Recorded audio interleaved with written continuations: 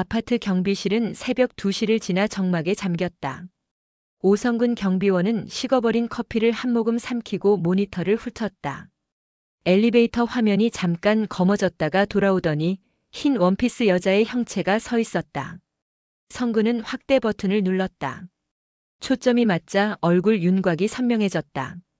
반년 전 장례식장에서 보았던 얼굴, 회장댁 며느리 윤지영이었다. 이미 죽은 사람이었다. 성근은 수화기를 들었다. 관리사무소죠? 15동 엘리베이터에 이상 영상이 나옵니다. 말로 설명이 안 됩니다. 직접 보셔야 합니다. 화면 하단에는 검은 글자가 물결처럼 번졌다가 사라졌다. 그것이 노이즈인지 누군가의 의도인지 그는 판단할 수 없었다. 아침이 되자 최가의 거실에 가족이 모였다. 커튼 사이로 겨울 햇빛이 흐르고 대리석 테이블 위 노트북에는 경비실에서 가져온 영상이 재생됐다. 엘리베이터 안 지형으로 보이는 여자가 정면을 바라보고 선다. 머리칼이 뺨을 스치고 미세한 떨림과 함께 자막 같은 글자가 떠오른다. 살인자를 고발한다. 말도 안 돼. 남편 최도훈이 속삭였다. 그날은 계단에서 발을 헛디딘 사고였어. 내가 직접 그는 말을 잊지 못했다. 시어머니 김순애는 팔짱을 끼고 콧방귀를 뀌었다. 요즘 합성이 얼마나 발달했는데. 죽은 사람 이름을 가지고 장난치는 거야. 확대하지 마. 소문나면 집안만 웃음거리가 된다. 경비실로 불려온 성근은 떨리는 목으로 덧붙였다. 녹화 로그가 끊기지 않았습니다. 누가 편집했다면 기적 같은 솜씨죠. 저는 장례식장에서 그 얼굴을 똑똑히 봤습니다. 순애는 무표정했지만 손끝이 테이블 가장자리를 톡톡 두드렸다. 그때 도훈의 휴대폰이 울렸다. 단지 단톡방에 엘베 귀신이라는 제목으로 영상이 퍼지고 있었다. 댓글에는 비웃음, 두려움, 미신, 정의감이 한데 뒤엉켜 거품을 물었다. 그날 밤 도훈은 술을 마셨다. 거실 액자 속 결혼식 사진에서 지영은 환하게 웃고 있었다. 그는 유리를 손가락으로 두드리며 중얼거렸다. 정말 내가 돌아온 거야? 날 원망해서? 대답은 없었다. 대신 천장에서 미세한 진동음이 났다. 에어컨 소리 같기도 귓가의 숨소리 같기도 했다. 새벽에 거실 조명이 한 번 꺼졌다 켜졌다. 도훈이 소파에서 일어나 휴대폰을 확인하자 갤러리 앱에 새로운 영상이 생성되어 있었다. 파일명은 2시 15분. 재생하자 엘리베이터 내부가 나타났다. 경비실 영상과 각도도 시간도 같았다. 화면 중앙에 지영이 서서 천천히 손을 들어 카메라를 가리킨다. 그 손짓은 인사라기보다 호출에 가까웠다. 그는 전율을 느끼며 휴대폰을 놓쳤다. 아침 식탁에서 순애는 무심한 척 말했다. 오늘은 나가지 마라. 괜한 눈 맞는다. 그녀는 창밖을 훑고 벽에 실내용 CCTV를 흘끗 보았다. 붉은 점이 살아있었다. 카메라도 꺼. 남들 입에 오르내리기 전에. 오후 장모 박미숙이 들이닥쳤다. 눈가가 퉁퉁 부어 있었다. 이걸 봐. 그녀는 휴대폰을 내밀었다. 단지 놀이터 옆 가로등 밑 흰옷 여자가 천천히 걷는다. 발소리는 없고 그림자는 이상하게 길다. 누가 이런 짓을 하는 거야? 내 딸이 죽은 지 반년인데. 순애는 단호했다. 괴담은 키울수록 커진다. 조용히 묻어라. 미숙은 테이블을 내려쳤다. 조용히 묻자고. 너희가 지영이를 어떻게 대했는지 내가 모를 줄 알아? 공기는 금세 달아올랐다. 도훈은 그만하세요라고 말했지만 목소리는 힘이 없었다. 밤이 되자 온라인 카페에는 실내 CCTV 추가라는 제목의 영상이 올라왔다. 화면 속 소파에 흐릿한 형체가 앉아 있었다. 머리를 숙인 채 양손을 모은 모습. 누군가는 합성이라고 했고 누군가는 경찰을 부르라고 했다. 덜어는 지영의 생전일을 캐기 시작했다. 이름과 얼굴이 다시 말의 먹잇감이 되었다. 자정 무렵 집안 불을 모두 끄고 누운 도훈은 천장을 보며 속삭였다. 지영아, 미안해. 하지만 돌아오면 안 돼. 말이 공기 속에 풀리자 복도에서 발자국 소리가 똑똑 2번 울렸다. 그는 문을 열어 살폈다. 아무도 없었다. 대신 복도 끝에 실내용 카메라가 자동으로 각도를 바꾸며 그를 바라보았다. 렌즈 속 자신의 얼굴이 낯설었다.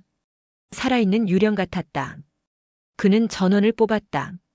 붉은 점이 꺼졌다. 그 순간 휴대폰이 진동했다.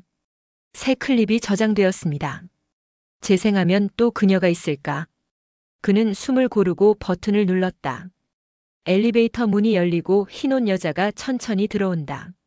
시선이 올라와 카메라와 정확히 마주친다. 입술이 아주 느리게 움직인다. 음성은 들리지 않았지만 문장은 분명했다. 살인자를 고발한다. 새벽 5시 창문 틈새가 푸르게 밝아올 때 도훈은 싱크대에 두 손을 짚고 고개를 숙였다. 물방울이 스테인리스를 두드렸다. 그는 낮게 중얼거렸다. 사고였어. 사고였어. 말과 말 사이에 커다란 침묵이 흘렀다. 그 침묵의 표면을 어딘가의 시선이 미세하게 흔들었다.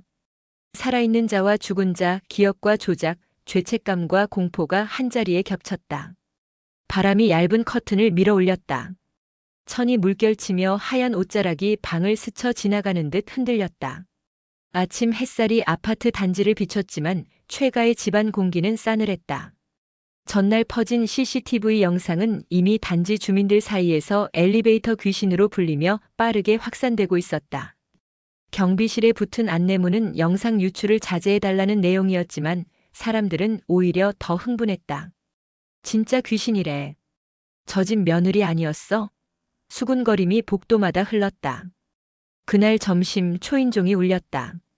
지영의 친정어머니 박미숙이었다. 붉게 충혈된 눈, 거칠어진 숨결. 그녀는 다짜고짜 휴대폰을 꺼내며 도훈에게 밀어붙였다. 이걸 봐. 화면에는 어젯밤 단지 놀이터 옆 가로등 밑을 걷는 여인의 모습이 담겨 있었다. 흰 원피스, 고개 숙인 채 흐릿한 형체. 멀리서 찍힌 영상이었지만 누구라도 지영임을 알아볼 수 있었다. 이건 조작이에요. 도훈이 외쳤다. 누가 합성한 겁니다. 우리를 괴롭히려고. 합성? 미숙의 목소리는 떨렸지만 단단했다. 내 눈으로도 봤어. 내가 본 건 합성이 아니었어. 내 아내가 돌아다니고 있단 말이다. 그녀는 목소리를 높이다가 결국 흐느꼈다. 죽은 지 반년이 지났는데 아직 떠나지 못한 거야. 순애가 끼어들었다. 그만해요. 죽은 자를 함부로 부르지 마. 사고였어. 다 지난 일이야. 사고라니? 정말 사고였을까? 미숙의 눈빛이 매섭게 번뜩였다. 딸이 죽기 전 어떤 대우를 받았는지 난 다 알아. 너희 집에서 매일같이 울던 목소리, 내 귀에 아직도 남아있어. 순애의 얼굴이 일그러졌다. 그건 며느리로서 책임을 다하지 못했으니까 혼낸 거지. 우리가 뭘 잘못했다고. 말다툼은 점점 격해졌다. 도훈은 두 사람 사이에서 멍하니 서 있다가 술에 절은 듯 고개를 푹 숙였다. 그는 지영의 죽음 이후 한 번도 제대로 울지 못했다. 울면 무언가가 무너질까 두려웠다. 그날 저녁 단지 온라인 카페에는 또 다른 영상이 올라왔다. 이번엔 주차장 블랙박스였다. 화면 속에는 지영이 천천히 걸어가다 갑자기 사라지는 모습이 담겨 있었다. 댓글창은 폭발했다. 합성이면 전문가 수준. 저 집에 뭔가 있다. 살인사건 아닐까? 소문은 눈덩이처럼 불어났다. 도훈은 술을 들이켜며 노트북 앞에 앉아 영상을 반복 재생했다.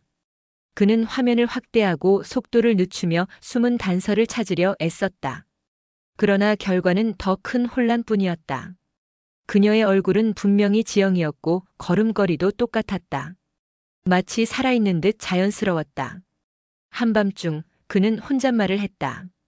지영아, 내가 정말 돌아온 거라면 날 용서하지 마. 하지만 왜 이제 와서 목이 메며 말을 잇지 못했다. 그 순간 거실 한켠의 CCTV 모니터가 스스로 켜졌다. 스피커에서 잡음이 섞인 여성의 목소리가 흘렀다. 살인자를 고발한다. 도훈은 의자에서 벌떡 일어나 모니터를 꺼버렸다. 그러나 귀에 맴도는 목소리는 꺼지지 않았다. 침실 문을 열었을 때 거울 속 그의 얼굴은 창백했고 뒤편에 희미한 흰 그림자가 서 있는 듯 보였다. 그는 두 눈을 감고 다시 떴다. 그림자는 사라져 있었다. 하지만 심장은 쉴 새 없이 뛰고 있었다. 지영의 흔적은 멈추지 않았다. 아파트 단지 곳곳 예상치 못한 곳에서 그녀의 모습이 연이어 포착되었다. 처음엔 엘리베이터, 그 다음엔 놀이터 가로등, 이제는 주차장 블랙박스와 주민 개인이 설치한 복도 CCTV까지. 다른 각도와 다른 시간, 그러나 늘 같은 흰 옷과 같은 걸음걸이였다. 마치 단지를 떠돌며 누군가를 찾아 헤매는 듯 했다. 가족들은 점점 불안에 휩싸였다. 특히 도훈은 매일같이 영상을 찾아보며 술에 취했다. 이건 분명 누가 조작하는 거야. 나를 미치게 만들려고 그는 손으로 머리를 쥐어뜯었다. 그러나 화면 속 지영의 얼굴은 너무도 분명했고 목덜미에 난 작은 점까지 그대로 보였다. 합성이라고 단정하기엔 설명할 수 없는 정밀함이었다. 어느 날 저녁 순애가 식탁에 앉아 서류를 펼쳐놓았다. 보험금 정산서야. 이게 문제라면 다 내가 책임져야 해. 그녀의 시선은 도훈에게 날카롭게 꽂혔다. 내가 지영을 어떻게 대했는지 난 다 알아. 요즘 소문이 파다해. 혹시 내 빚 때문에. 엄마 제발 그만하세요. 도훈이 소리쳤다. 눈가가 벌겋게 달아올랐다. 사고였다고 몇 번이나 말했잖아요. 지영은 그냥 발을 헛디딘 거라고. 그 순간 거실 CCTV가 갑자기 켜졌다. 화면 속 소파에 지영의 형체가 앉아 있었다. 흐릿했지만 분명히 그녀였다. 고개를 숙이고 양손을 모으고 있다가 천천히 고개를 들어 카메라를 바라봤다. 그리고 손을 들어 올렸다. 손끝은 방 안 어딘가를 향했다. 가족 모두의 시선이 동시에 그 방향으로 돌아갔다. 가리키고 있는 대상은 다름 아닌 순애였다. 순애는 얼굴이 하얗게 질렸다. 저건 장난이야. 누가 합성한 거라고. 그녀는 급히 리모컨을 눌러 모니터를 꺼버렸다. 하지만 꺼진 화면 위에도 잠깐 지영의 얼굴이 잔상처럼 남았다가 사라졌다. 며칠 후 단지 커뮤니티에 또 다른 영상이 올라왔다. 한 주민이 퇴근길에 휴대폰으로 찍은 영상이었다. 밤 11시 단지 중앙광장에서 지영이 걸어가더니 갑자기 빗속에 사라지는 모습이었다. 사람들은 댓글로 온갖 추측을 쏟아냈다. 진짜 귀신이다. 살인 사건이 있었던 거 아냐? 보험금 때문에 그런 거 아냐? 장모 미숙은 눈물을 흘리며 말했다. 내 딸이 왜 이렇게까지 나타나겠어? 뭔가 전하려고 하는 거잖아. 그녀의 목소리는 떨렸지만 확신에 차 있었다. 그러나 순애는 고개를 저으며 소리쳤다. 그만 좀 해. 그 애는 이미 죽었어. 우리가 뭘 더 할 수 있겠어? 도훈은 두 사람의 싸움 사이에서 무너져 내렸다. 그는 방에 틀어박혀 영상들을 다시 보았다. 영상 속 지영의 눈빛은 차갑지도 따뜻하지도 않았다. 그저 무언가를 간절히 말하고 싶은 표정이었다. 그 순간 그는 소름 끼치는 생각에 사로잡혔다. 혹시 지영이 말하지 못한 진실을 이 영상들이 대신 고발하고 있는 건 아닐까? 그날 밤 또다시 거실 CCTV가 스스로 켜졌다. 이번엔 지영이 엘리베이터 안에서 무언가를 적는 모습이었다. 화면이 일그러지더니 글자가 번쩍였다. 살인자는 가족 중 하나다. 순간 집안이 얼어붙었다. 순애는 경악하며 비명을 질렀고 도훈은 숨조차 쉬지 못한 채 화면을 응시했다. 미숙은 입술을 깨물며 눈물을 삼켰다. 화면 속 지영은 천천히 고개를 들어 카메라와 시선을 맞췄다. 그리고 다시 손을 들어 이번에도 똑같이 순애를 가리켰다. 최가 집안의 균열은 날이 갈수록 깊어졌다. 며느리 지영의 흔적이 CCTV와 블랙박스, 휴대폰에 연이어 포착되자 가족들의 신뢰는 바닥을 드러냈다. 무엇보다도 지영이 화면 속에서 손을 들어 가리키는 방향이 항상 김순애를 향한다는 사실이 모두의 머릿속에 각인되었다. 어느 저녁 거실은 살얼음판 같았다. 테이블 위에는 지영의 여동생이 남긴 USB가 올려져 있었다. 장모 미숙이 그것을 내밀며 말했다. 지영이가 죽기 전에 날 찾아왔어. 무서운 게 있다면서 기록을 남겨두겠다 했지. 이 안에 다 들어있어. 도훈은 떨리는 손으로 USB를 꽂았다. 화면에 재생된 영상 속 지영은 울면서 말을 이어갔다. 남편이 나를 밀었어. 돈 때문에, 빚 때문에. 영상은 거기서 뚝 끊겼다. 도훈은 자리에서 벌떡 일어나 소리쳤다. 거짓말이야. 저건 조작된 거야. 난 그런 적 없어. 그러나 그의 눈빛은 동요로 가득했고 손은 부르르 떨리고 있었다. 순애가 끼어들었다. 그래, 저건 조작이야. 누군가 우리 가문을 무너뜨리려는 음모야. 하지만 그녀의 목소리 역시 흔들리고 있었다. 바로 그 순간 거실 벽에 설치된 CCTV 모니터가 번쩍 켜졌다. 화면 속 지영이 나타나더니 똑바로 순애를 바라보았다. 이번엔 더 선명했다. 그녀의 입술이 천천히 움직이며 한마디를 내뱉었다. 살인자. 그 음성이 들린 건 아니지만 입모양만으로도 충분히 알 수 있었다. 순애는 비명을 지르며 소파 뒤로 몸을 숨겼다. 그러나 누구도 위로하지 않았다.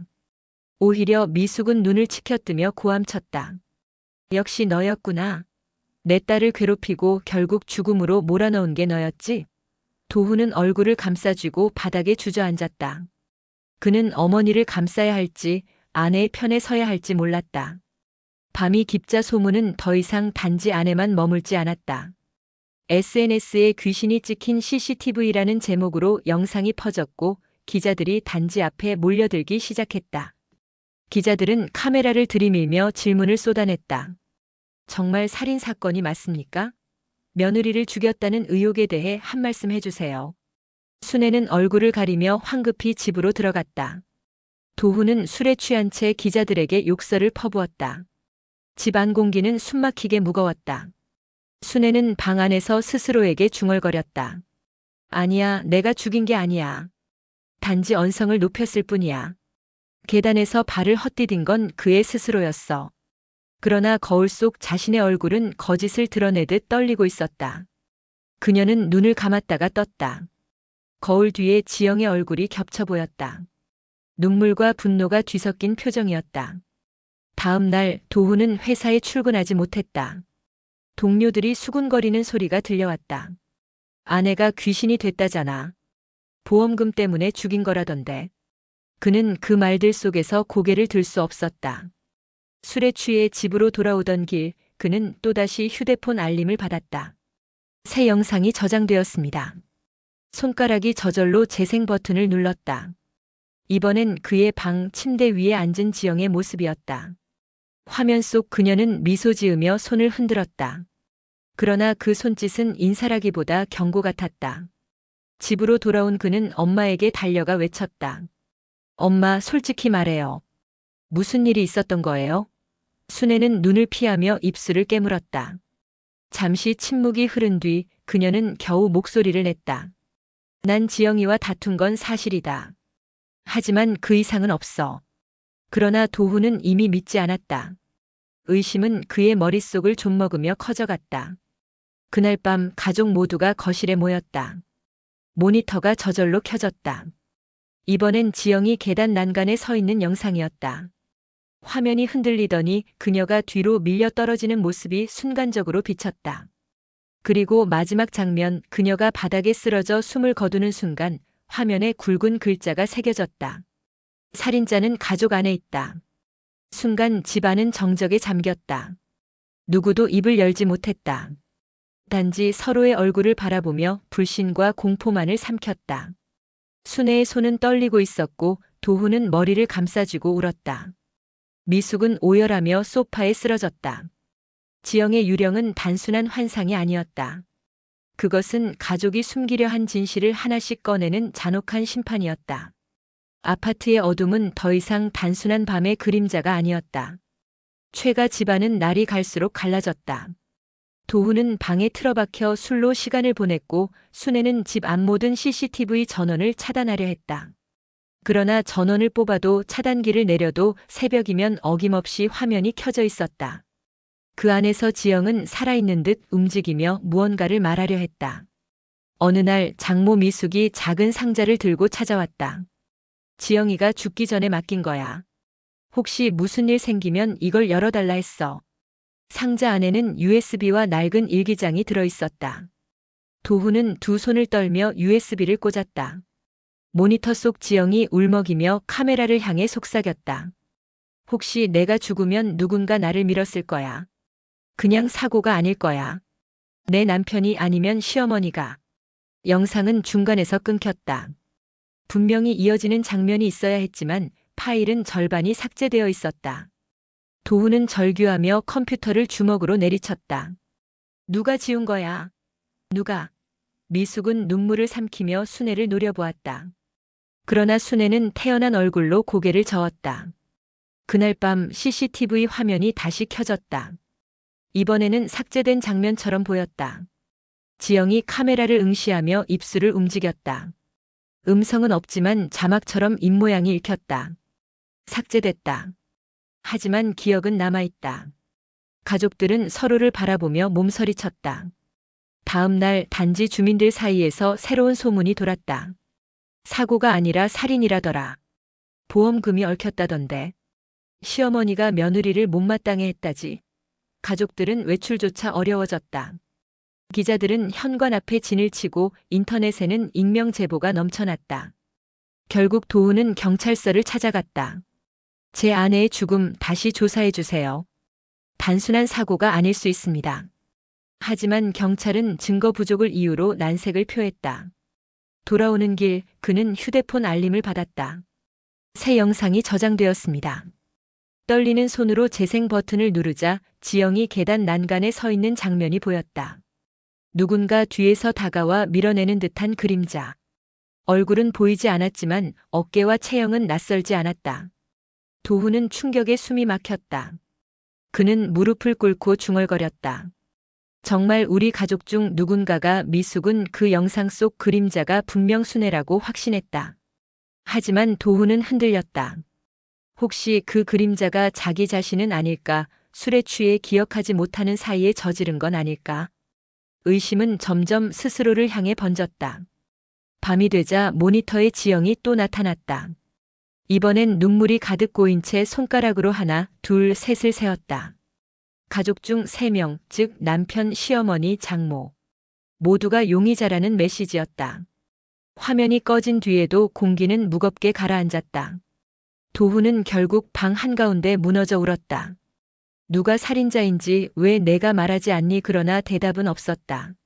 오직 꺼진 화면 속 검은 유리만이 그의 절망을 비췄다. USB와 CCTV, 블랙박스 영상은 이미 단지 주민들 사이에서 공유되며 괴담처럼 퍼지고 있었다. 그러나 일각에서는 모두 합성이라는 주장도 강하게 제기됐다. 도훈은 전문가를 불러왔다. 노트북 앞에 앉은 영상 분석가는 화면을 돌려보며 고개를 갸웃거렸다. 프레임 속도, 픽셀 배열 편집 흔적이 전혀 없습니다. 이건 합성이 아니에요. 도훈은 좌절한 듯 벽에 머리를 기댔다. 그럼 정말 귀신이라는 건가? 분석가는 애써 웃었다. 전 귀신은 믿지 않습니다. 하지만 이건 설명할 길이 없네요. 며칠 뒤 또 다른 영상이 단지 주민 카톡방에 올라왔다. 어떤 주민이 밤늦게 산책하다 찍은 영상이었다. 창문 안쪽에서 지영이 커튼을 젖히고 가족들을 내려다보는 모습이 담겨 있었다. 얼굴은 희미했지만 언미스테이커블리 지영이었다. 주민들은 공포에 질려 서로 영상을 돌려보았다. 저 집에 귀신이 산다. 살인사건 맞다. 단정하는 목소리까지 나왔다. 순애는 갈수록 신경질적으로 변했다. 거실 TV가 꺼져 있어도 혼잣말을 했다. 다 거짓말이야. 합성이야. 지영이 그 애는 이미 없잖아. 그녀는 화분을 쓰러뜨리며 소리쳤다. 그러나 눈빛 깊은 곳에는 두려움이 드러났다. 그날 밤 가족이 모인 자리에서 CCTV가 스스로 켜졌다. 화면에는 지영이 차가운 눈빛으로 서 있었다. 그녀의 입술이 천천히 움직이며 문장을 만들었다. 살인자는 가까이에 있다. 모니터가 번쩍이며 꺼졌을 때 방 안에는 숨조차 쉬기 어려운 정적이 흘렀다. 다음 날 기자들이 집 앞에 몰려와 질문을 퍼부었다. 살인자라는 말이 사실입니까? 며느리의 유령이 나타난다는 게 사실입니까? 도훈은 도망치듯 집 안으로 들어갔다. 미숙은 눈물을 흘리며 내 딸이 이렇게라도 진실을 알리려는 거야 라고 말했다. 반면 순애는 미친 듯 웃으며 외쳤다. 귀신 따위 없어. 다 꾸민 거야. 그러나 그 웃음은 곧 울음으로 번졌다. 밤늦게 도훈은 다시 영상을 재생했다. 이번엔 분명 누군가 계단 위에서 지영을 미는 장면이 선명하게 나왔다. 얼굴은 보이지 않았지만 체형이 어머니와 비슷했다. 도훈은 충격에 빠져 방바닥에 쓰러졌다. 설마 엄마가 그의 심장은 쿵쿵 울렸고 눈앞이 캄캄해졌다. 가족은 결국 경찰에 재수사를 의뢰했다. 경찰은 모든 영상을 수집해 분석했다. 그 결과 충격적인 사실이 드러났다. 유령이 포착된 장면마다 공통적으로 순애가 근처에 있었다는 점이었다. 심지어 삭제된 파일의 복원본에서도 계단 난간 뒤편에서 지영을 밀어내는 그림자는 순애의 체형과 일치했다. 경찰은 순애를 소환해 조사를 시작했다. 처음엔 완강히 부인했다. 나는 그런 적 없어. 그날은 단지 다퉜을 뿐이야. 계단에서 발을 헛디딘 건 그의 자신이었어. 그러나 시간이 갈수록 그녀의 진술은 흔들렸다. 조사실 CCTV 화면에는 손을 떠는 모습, 눈빛이 흔들리는 모습이 그대로 남았다. 집으로 돌아온 순애는 방 한구석에 주저앉아 눈물을 흘렸다. 나는 그저 우리 집안을 지키고 싶었을 뿐이야. 그 애가 들어와서 다 무너질 것 같았어. 아들을 휘어잡고 재산까지 넘보는 게 눈에 보였다고. 그러나 그 고백은 그녀 스스로에게도 설득력이 없었다. 그날 밤 거실 CCTV가 마지막으로 켜졌다. 지영이 화면에 나타나더니 순애를 똑바로 응시했다. 이번엔 분명히 목소리가 흘러나왔다.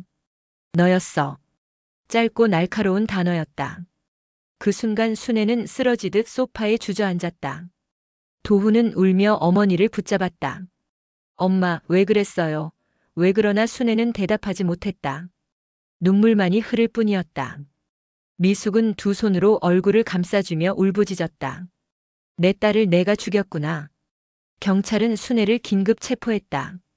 언론은 귀신이 밝힌 살인 사건이라 대서특필했다. 그러나 도훈의 머릿속에는 한 가지 의문이 남았다. 정말로 귀신이 영상을 만든 걸까? 아니면 인간의 손이 조작한 걸까? 그러나 그 의문을 풀 기회는 주어지지 않았다. CCTV는 더 이상 켜지지 않았다. 순애는 결국 재판정에 섰다. 그녀는 울며 고백했다. 나는 그저 순간의 분노였어. 지영이가 우리 집안을 무너뜨릴 것 같아. 그래서 판사는 냉정히 판결을 내렸다. 살인의 고의가 있었다. 중형을 선고한다. 법정은 술렁였고 기자들의 플래시가 번쩍였다. 도훈은 방청석에서 고개를 숙였다. 그는 여전히 믿을 수 없었다.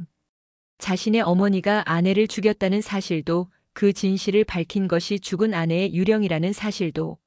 재판이 끝난 뒤 집으로 돌아온 그는 텅 빈 거실을 바라보았다. 한때 지영이 웃으며 앉아있던 소파, 그녀가 요리를 준비하던 주방. 모든 것이 그대로였지만 그녀는 없었다. 그러나 그날 밤 마지막 기적 같은 일이 일어났다. 꺼져 있던 거실 CCTV가 저절로 켜졌다. 화면 속 지영이 나타났다. 이번에는 미소를 짓고 있었다. 그녀는 천천히 손을 흔들었다. 고맙다는 듯 마지막 인사의 손짓. 그리고 화면이 서서히 사라졌다. 도훈은 눈물을 흘리며 모니터를 향해 속삭였다. 지영아, 미안해. 그리고 고마워. 그 후 단지에서는 여전히 소문이 떠돌았다. 어떤 주민은 밤늦게 복도 CCTV에서 흰옷 여인을 봤다고 말했고, 어떤 이는 주차장에서 그녀의 노랫소리를 들었다고 했다. 하지만 도훈은 더 이상 두렵지 않았다. 그녀가 이제는 원망이 아닌 마지막 고발을 끝내고 떠난 것이라 믿었기 때문이다. 그러나 한편으로는 여전히 의문이 남았다. 정말 귀신이었을까? 아니면 누군가 치밀하게 조작한 걸까? 그 답은 끝내 밝혀지지 않았다. 남겨진 건 오직 한 가지 사실, 지영의 죽음은 단순한 사고가 아니라 살인이었다는 진실뿐이었다. 도훈은 창밖을 바라보며 중얼거렸다. 진실은 결국 드러나게 되어 있구나. 그 순간 바람이 불어 커튼이 흔들렸다. 흰 천이 물결처럼 출렁이며 마치 지영의 옷자락이 스쳐 지나간 듯 보였다. 그는 눈을 감았다. 더는 두렵지 않았다.